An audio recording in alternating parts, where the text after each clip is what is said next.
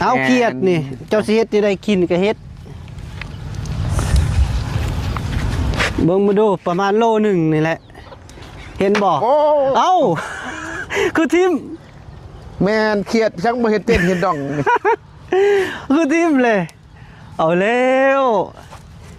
บอกแก้วตัวข่อยแล้วเบิ่งดีๆเบิ่งดีๆเครียดยังล่ะโอ้ยเบิ่งดีๆอีกแล้วถึงยังล่ะบัดนี้เอาเลยมันบ่แม่นเครียดได้บ่แก้วแม่นยังเลยโอ้บ่แม่นติเครียดบัดนี้สาธุบุญบ่เคยให้บ่โย่บ่เคยแล้วบ่สร้างโอ้ยน้ำตาไหลเลยบ่สร้างเงินเครียดลูกก็ได้เลยเครียดราคาแพงนี่ได้พอให้เลยพี่น้องนี่เนาะเอาเครียดนี่เจ้าสิเฮ็ดที่ได้กินก็เฮ็ดเบิ่งมาดูประมาณโลหนึ่งนี่แหละ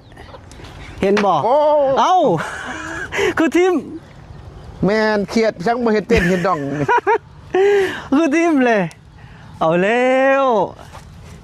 บอกแก้วตัวข่อยแล้วเบิ่งดีๆเบิ่งดีๆเครียดยังล่ะเอาเลยมันบ่แม่นเครียดได้บ่แก้วแม่นยังเลยแล้วโอ้บ่แม่นติเครียดบัดนี้สาธุบุญบ่เคยให้บ่โย่บ่เคยแล้วบ่สร้างโอ้ยน้ำตาไหลเลยบ่ทางให้เลยขอกอดเด้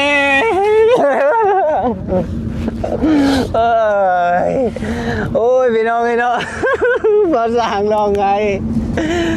ได้เห็นเกียรติลูกชายเอามาให้พี่น้องมาที่ใส่โอ้ป๊อพี่น้องโอ้ยนับแหลมกัน1 2 3 4 5แล้วบ่5แล้วนี่เป็นเงินพออยู่ต่างประเทศเราบ่ได้ออกซื้อออกเสียงดอกโดยแต่ว่าเพิ่นโอนมาใ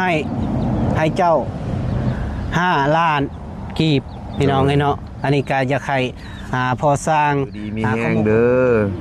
นอนรับให้ได้เงินหมื่นนอนตื่นมาขอให้ได้เงินแสนความเจ็บอย่าให้ได้ความไข้อย่าให้มีขอให้เจ้าปรารถนาสิ่งใดสมดังมโนหมายภายยังกะภายภาคหน้าหรือว่าภาคหลังกะขอให้เจ้ามีแต่สิ่งดีๆในชีวิตให้เจ้ามาภาคให้พอสร้างนี้เงินคำให้แทนคืนเจ้า100 เท่าพันเท่าเด้อสาธุเราสร้างว่าบ่เป็นปลื้มใจ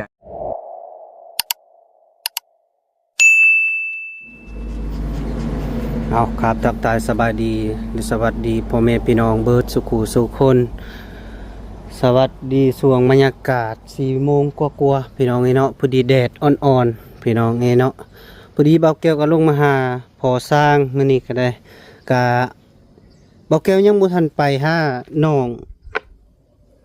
อง FC พี่น้องเนาะพอดีมาหา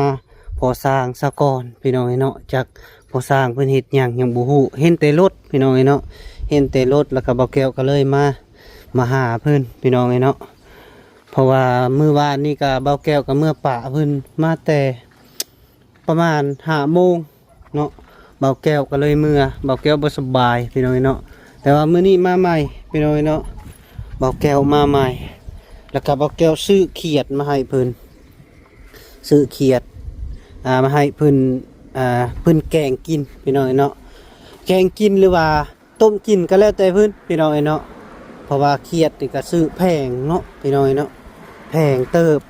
พอดีเบาแก้วซื้อประมาณ100,000 กว่าพี่น้องเนาะแต่ว่าเบาแก้วปกไว้ยันมันตายพี่น้องเนาะยันเขียดตายพอดีเอาใบกระโดนปกไว้พี่น้องเนาะพอดีเบาแก้วกับปก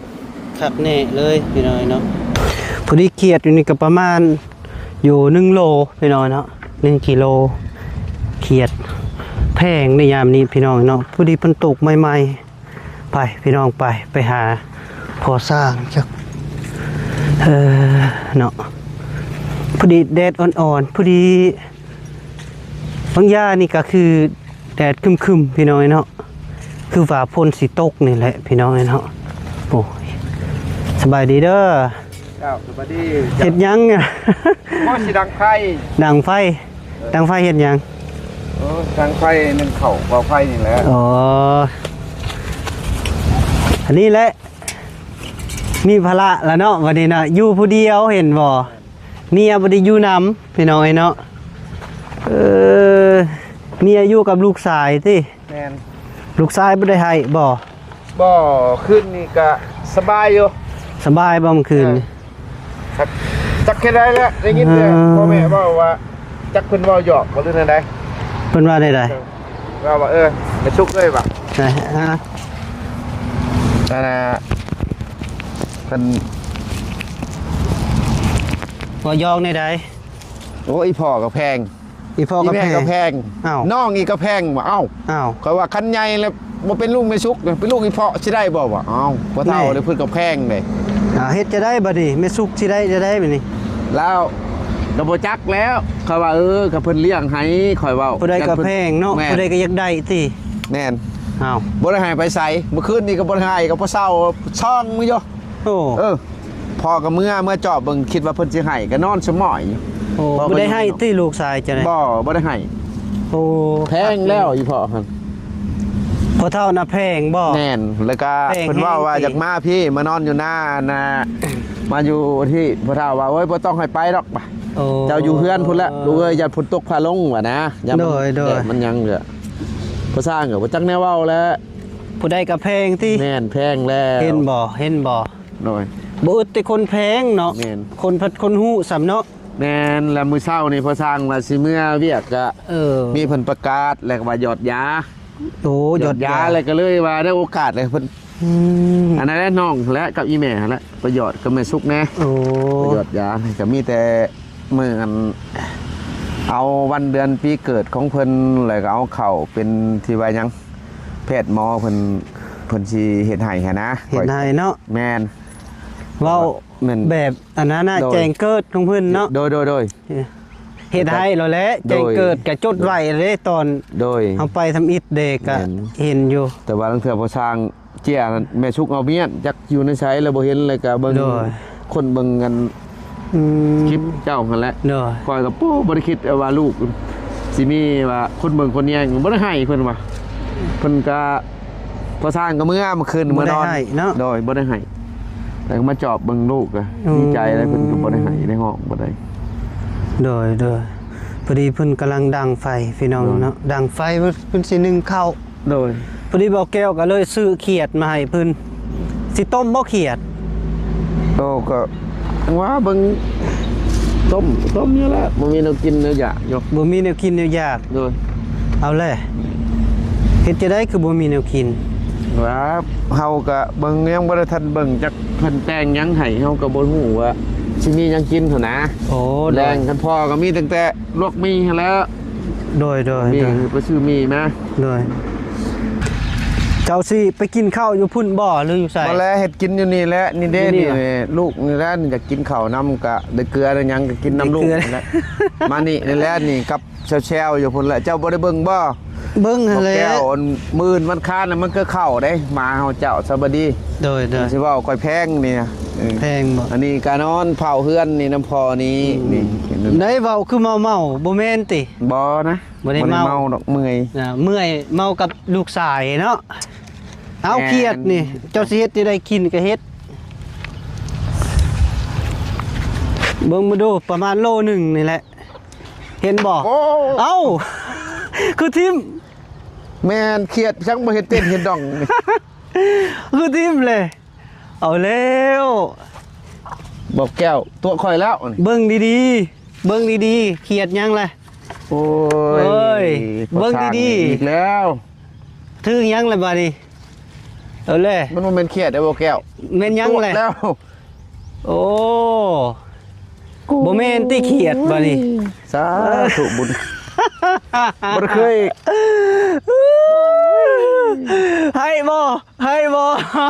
โย่บ่เคยแล้วภาษา โอ้ย นี่ น้ำตาไหลเลยภาษาอังกฤษเครียด ลูกก็ได้ เลยเครียดราคาแพงนี่ได้พอเออให้เลยพี่น้องนี่เนาะเอ้ยดองให้เลยบาทดี ตั้งใจว่าสิต้มเขียด ดองให้เลยเขียดนี่แพงได้พอเอ้ยพอดีซื้อแสนป้ายนี่แหละเขียดนี่นะ โดย เอ้ยดองให้เลย บ่แก้วนี่เฮ็ดได้ โดย โอ้โหละ เป็นได้เขียดแล้วว่า บ่จักละอิ่มละตื่นตันใจ ตื่นตันใจ จนให้เลย ให้เลยพอสร้างลองให้เลยพ่อแม่พี่น้องเอ้ยเนาะ เครียดมาเบิ่งแล้วสิต้มดังไฟบ่เป็นเงินโอ้ยสาธุเจ้าประคุณต้นหัวชีวิตบ่เคยพอ ได้เจอเขียดดีอันแสนดีเลยบอทางให้เลยขอกอดเด้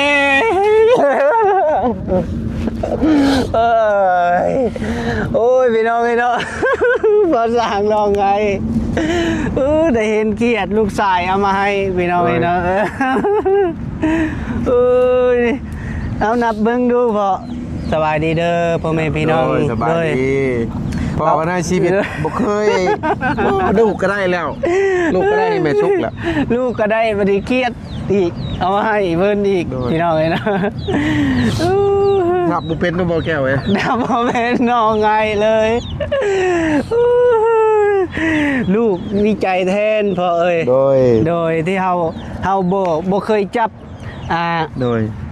เงินดังกล่าวสำนี้นะเป็นก้อนใหญ่พอเอ่ยที่ว่าแมนยูของเพิ่นพากมาให้เป็นก้อนน้อย แต่ว่าเฮาคิดในใจเป็นก้อนใหญ่พอเอ่ยโดยก็บ่เคยคิดเลยพ่อก็บ่เคยคิดเลยสู้ชีวิตมาหลายปีแล้วบ่เคยคิดเป็นนี่เนาะเลยนับเบิ่งดูใจเด้อโดยบ่เจ้านับก่อนไปแล้วค่อยสิซะเลยให้เจ้าที่ว่าเครียดเนี่ยมาที่ใส่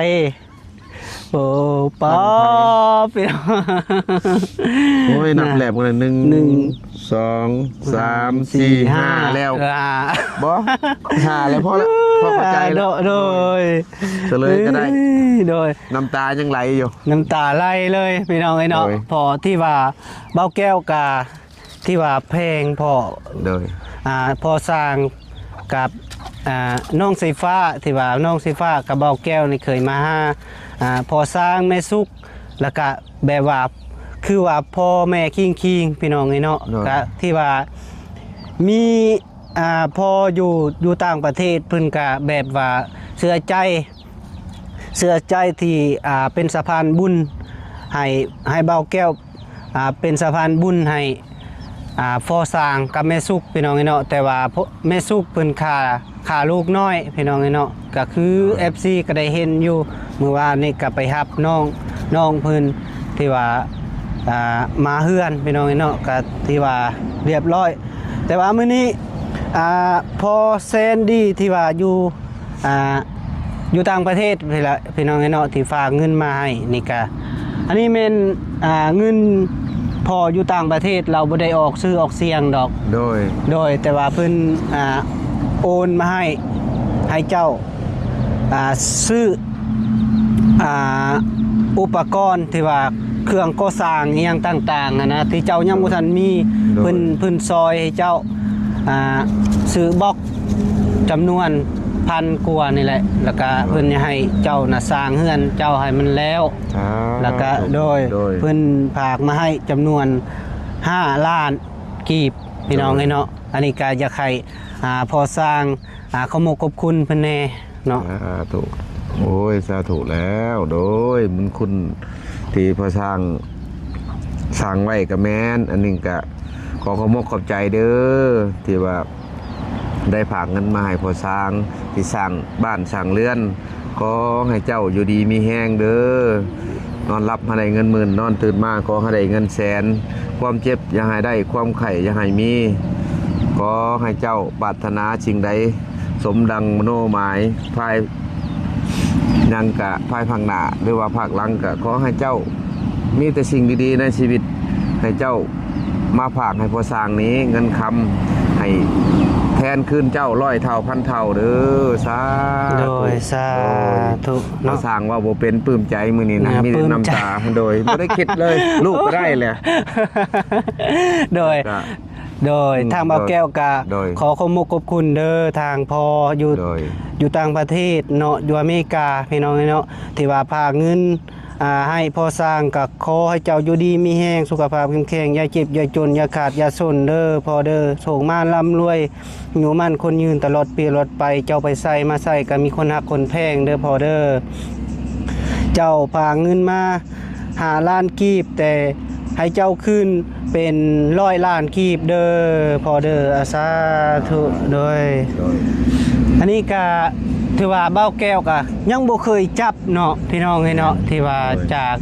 พอเพิ่นก็ผู้เคยพากให้เจ้าตอนนั้นนั่นแหละพอเอ้ย โดย พากให้เจ้าเติมน้ำมันรถที่ว่าเจ้าแล่นไปเฮ็ดงานบ่นี้เว้นบ่นั่นน่ะล่ะเราก็พากให้อยู่ตอนนั้นก็ล้านกีบพอเอ้ยแล้วก็บัดนี้เพิ่นก็ฝากมาให้อีกจำนวนเงินดังกล่าวนี่ก็หลายล้านเติบเป็นจังได๋พอ ก็ดีใจ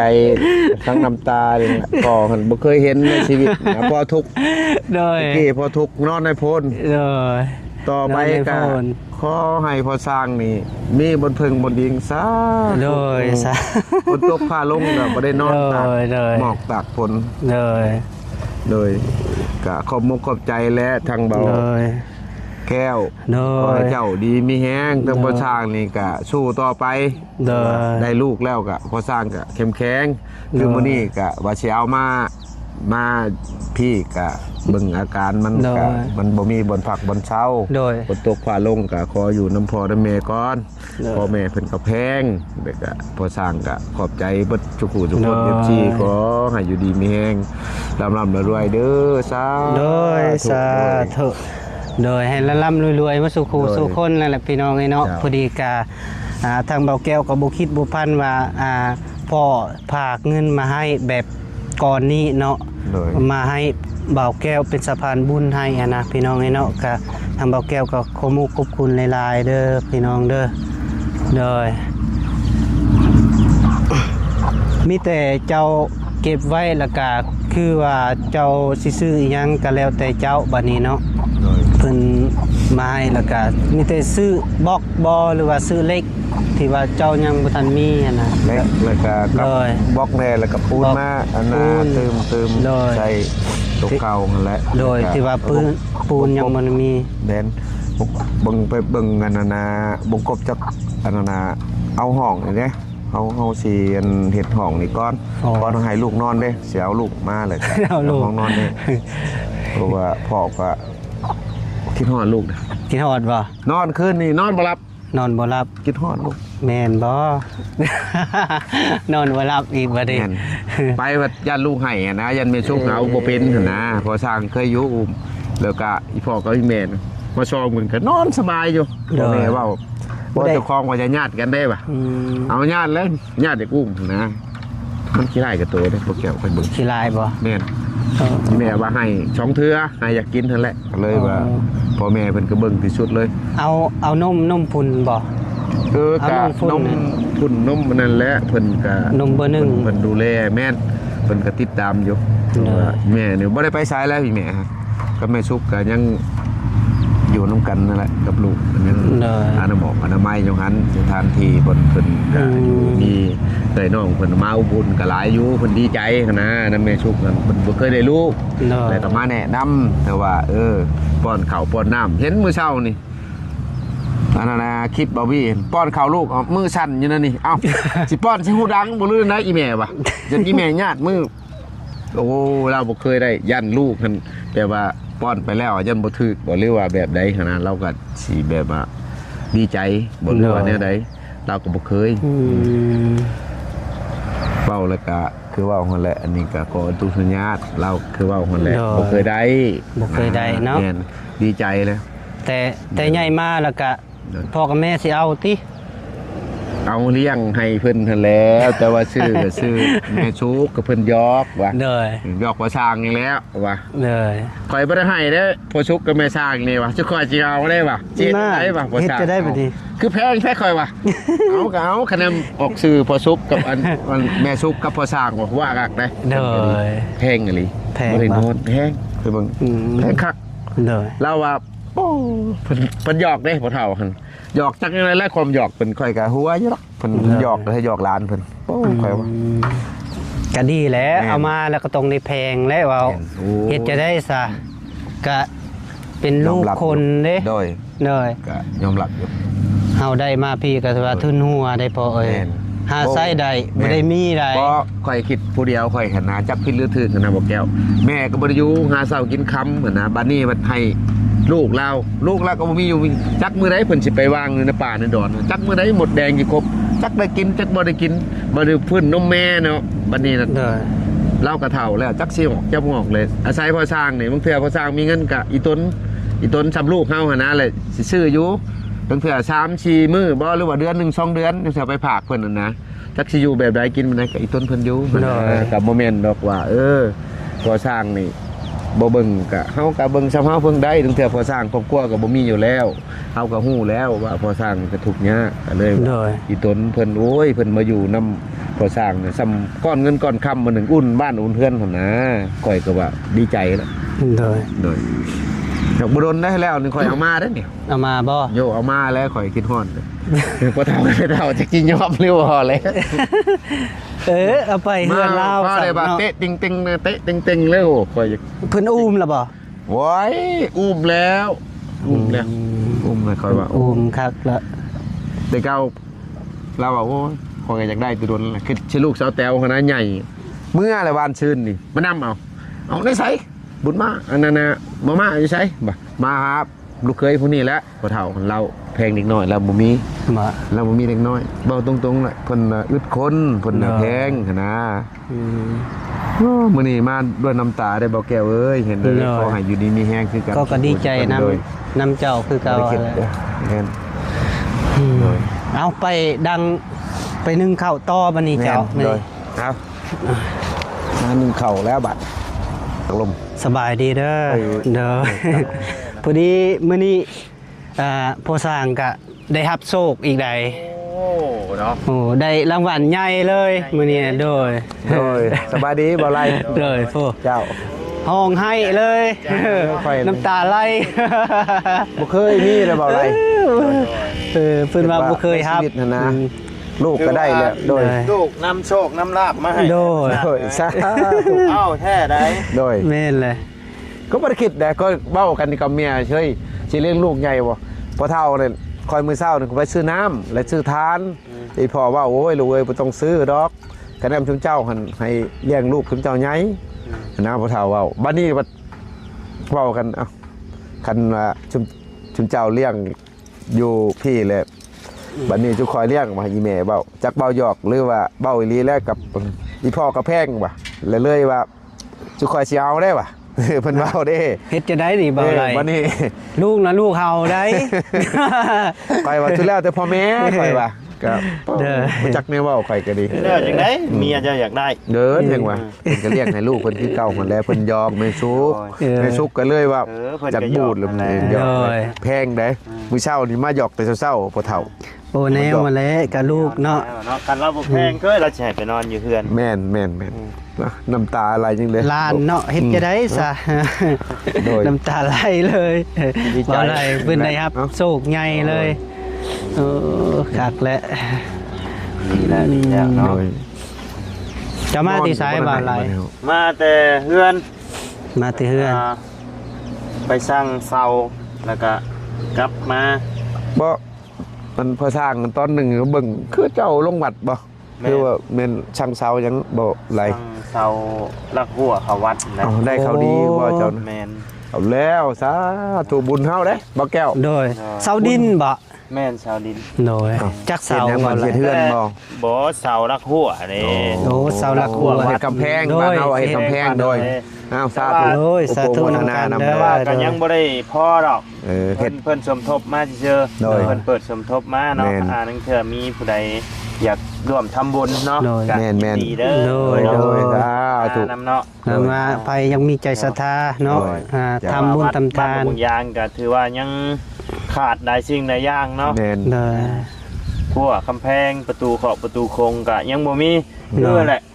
แขกทั้งไกลบ้านทั้งอื่นมาเพิ่นก็ยังบ่ฮู้เลยว่าวัดน่ะ โดย ยังบ่ฮู้ว่าเป็นวัดมันบ่มีสัญลักษณ์อีหยังเลยเด้ แม่นประตูโค้งก็ยังบ่มีเนาะ แม่ แต่ อย่างเลย สมมุติว่าเพิ่นล่วงไปนั่นเห็นแต่พระ แม่น สององค์หรือลูก แม่น ลูกองค์หนึงเนาะ โดย จังหัน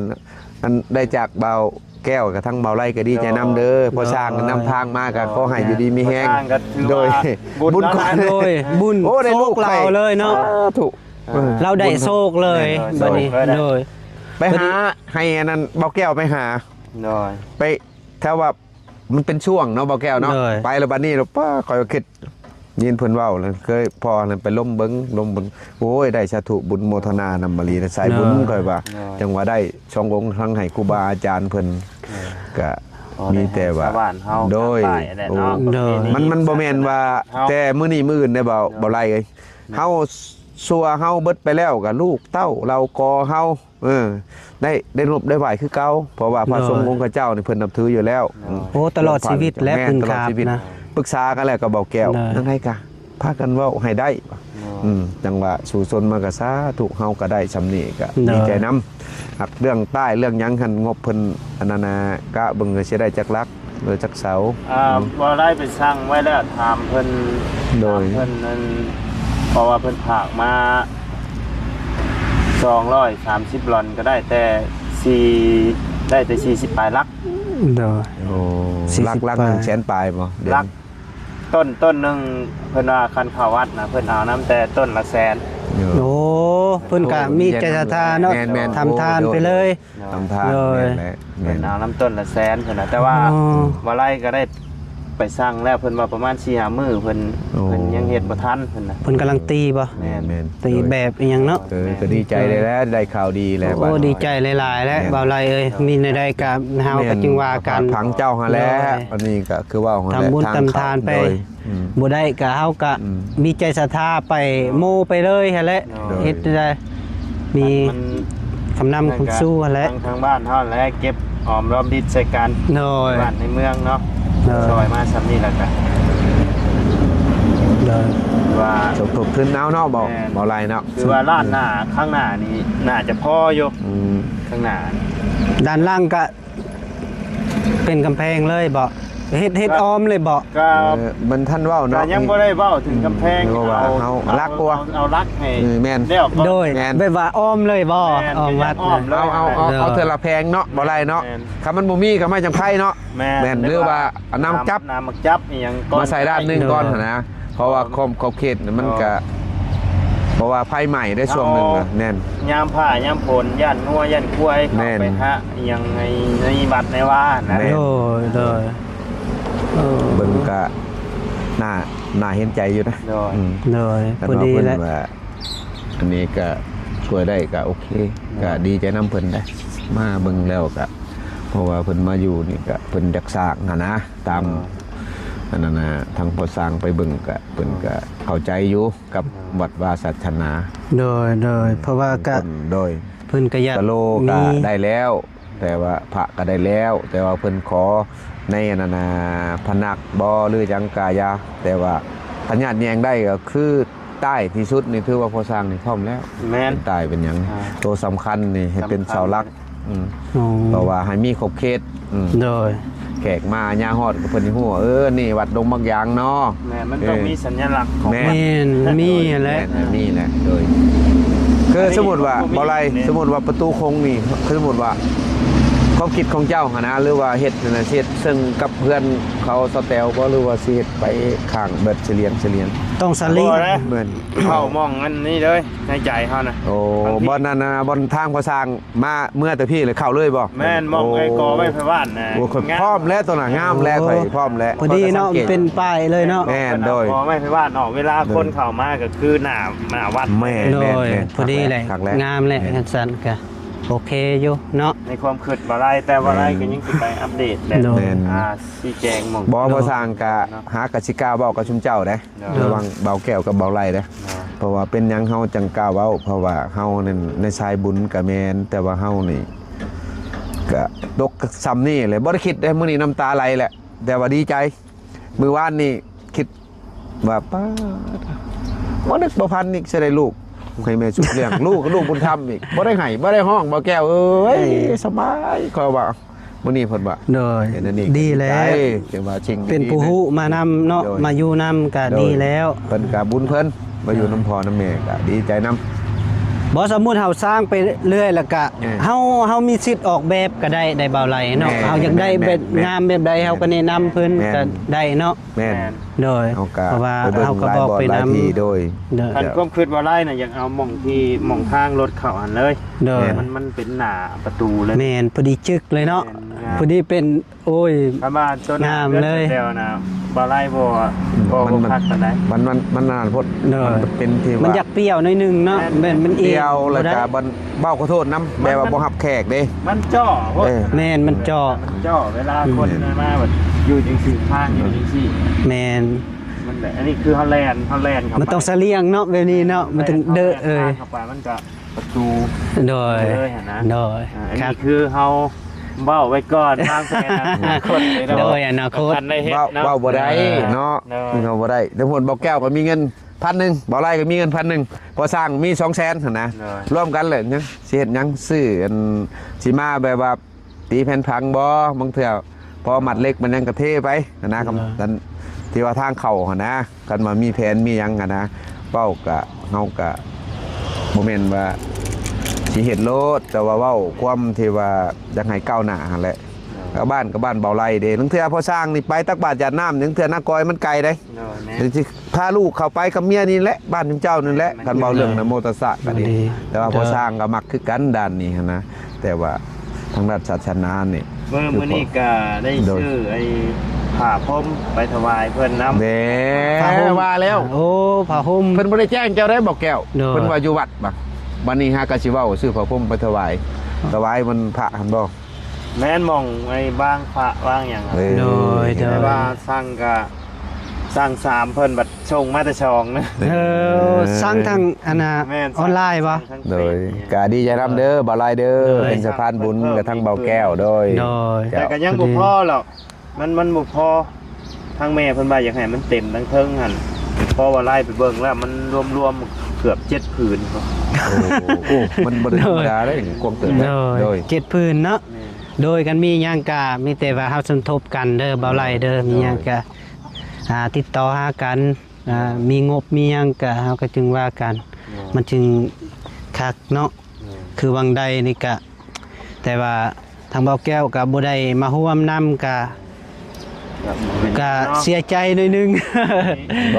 โดยค่าเวียกแน่ เป็นเด็ก โดยกะเบิ่งกะป้อเป็นตาม่วนแท้ว่า โอ้ บ่ได้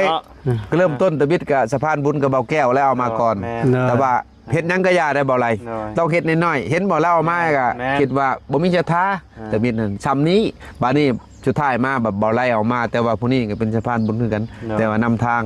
ก็บ่ได้คิดเด้แต่ว่า เนอะ ช่วงหนึงอะเนาะจนเว้ากันกับเบาแก้ว สมทบทุนอันนี้เว้าความเก่าเนาะเราความหลังเพิ่นว่าคันบ่มีพระมีหยังแล้วมีแต่ซื้อปูนที่ว่าให้เพิ่นติดกะโหลพุ่นเด้เพราะว่ามีงบกะโหลพุ่นนะเว้าไปเว้ามาเลยพอสร้างแล้วเขาต้องเห็นเขานัดกันกับลูกเด้เบาแก้ว เลย เลยว่ามีผู้ใหญ่ใจบุญกับแม่นแต่ว่าศรัทธาเฮากับแม่นและผู้สร้างพระขึ้นมานะเลยว่าราคาสำนั้นสำนี้รวมกับลูกนี่แหละเบาแก้วเลยว่าได้เลยเฮ็ดองค์หนึงบัดนี้เพิ่นไปสร้างเป็น2องค์หั่นนะก็เลยว่าดีใจนำ เลย ที่ว่าได้แพร่พายใหญ่กว้างเฮาก็เรียกว่าเป็นศรัทธา เนอะ ต่อไปยอด แต่ผู้สร้างพระนี่กะโอ้ โดย ใจบุญนี่ลีเนาะ แน่น โอ้เราก็ทำบุญ โดย ก็ เสียใจ แล้วจนได้ลูก ได้ลูก สร้างจน แล้ว ได้ลูกผู้ชาย ดีใจแล้ว โดย เจ้า เอาเท่านั้นละเด้อโดย สบายดีโดยเคียงมาหนึ่งเข่าก็ได้บ่ไร เอาพ่อแม่พี่น้องไอ้เนาะพอดีเบาแก้วซื้อเครียดมาให้พ่อสร้างกับพอดีพ่อสร้างกะน้ำตาไหลห้องให้เลยพี่น้องไอ้เนาะเอาขออยู่ดีมีแห้งสุขภาพแข็งแรงอย่าเจ็บอย่าจนอย่าขาดอย่าสนเด้อพ่อแม่พี่น้องมาสู่คู่สู่คนส่งมานำรวย